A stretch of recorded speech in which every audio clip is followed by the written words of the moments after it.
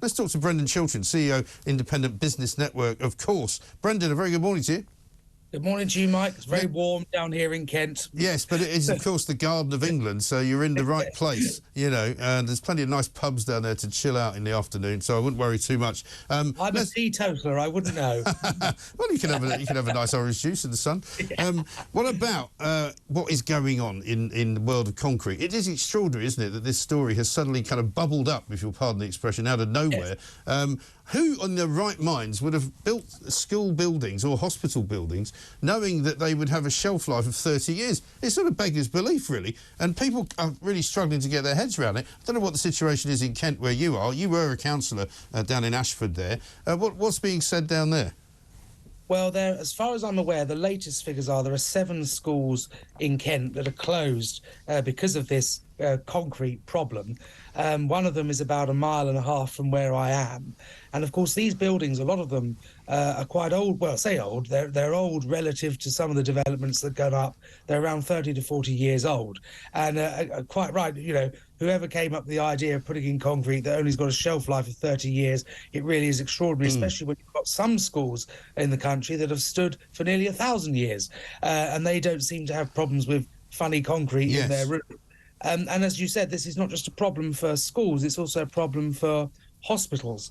And unfortunately, this is something you do see, particularly amongst government procurement, where they might go for the cheapest option or the option that gets the building put up quickest, but actually isn't really a sustainable long-term structure where you can guarantee the building will be in good nick for a good 50 to 100 years. And we're seeing more and more of this recently, and it just adds to that general impression that the country is sort of falling apart and nothing's really working.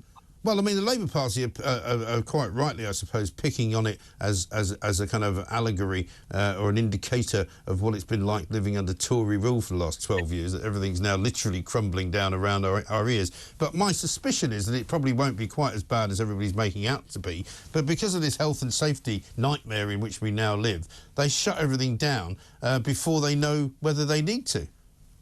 Yes, and of course it adds as well to the disruption that children have had in their education for the last 4 to 5 years. When we were in the lockdowns and the pandemics and all the rest of it, we've got an entire generation of kids that are meant to have gone through the primary sector that have had their education, frankly, completely messed up because of government, first of all, shutting down schools, and now governments of varying degrees not ensuring that we've got that adequate public infrastructure in place. So we're having to shut schools and send kids home when they should be back in the classrooms learning.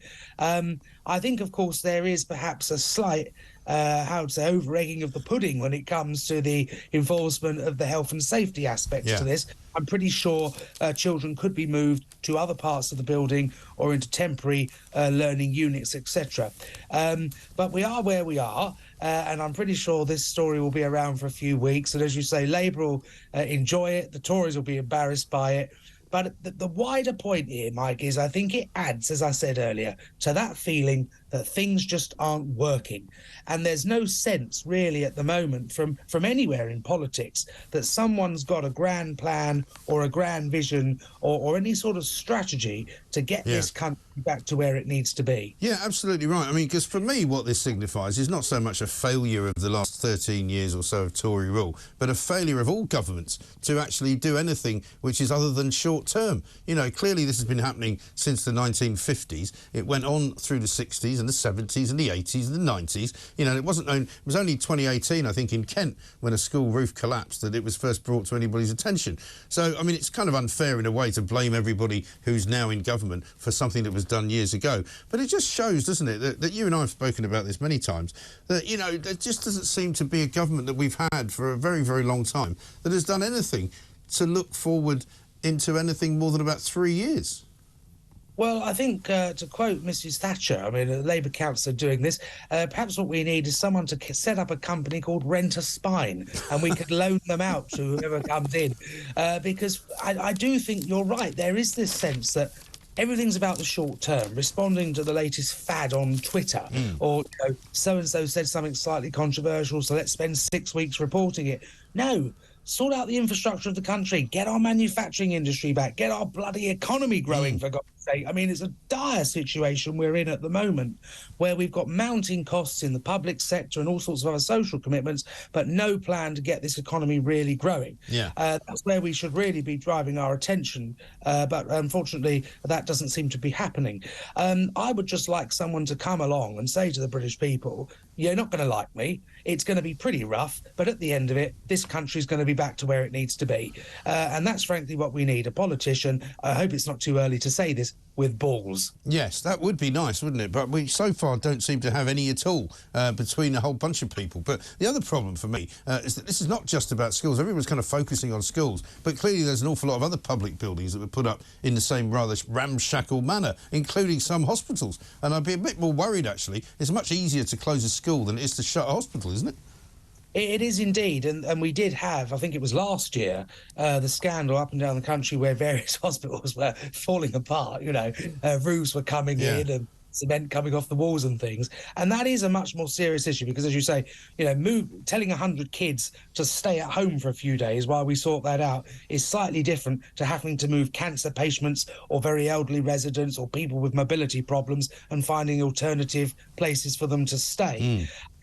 And again, it just adds, doesn't it? You know, the schools are falling apart, the hospitals are falling apart. We've now got to a situation, Mike, just to add to this, where the Highways Authority is removing the tarmac off the roads so they don't have to fill in the potholes anymore. It really is. Well, somebody said to me at the weekend, you know, maybe we should just all go back to horses and carts, you know. Maybe they prefer that, sort of dirt tracks. I won't have that. She will not have sitting on a horse, Mike. She won't like it. No, I mean, this is the thing, you know, and also, isn't it sort of ironic that here we are in 2023, edging towards the autumn, when we've spent the last 3 years people trying to get into hospital, now they're desperately trying to get the hell out of them before the roof falls in. I'm sorry to laugh. I know. Well, you've got to laugh. I mean, you just have to.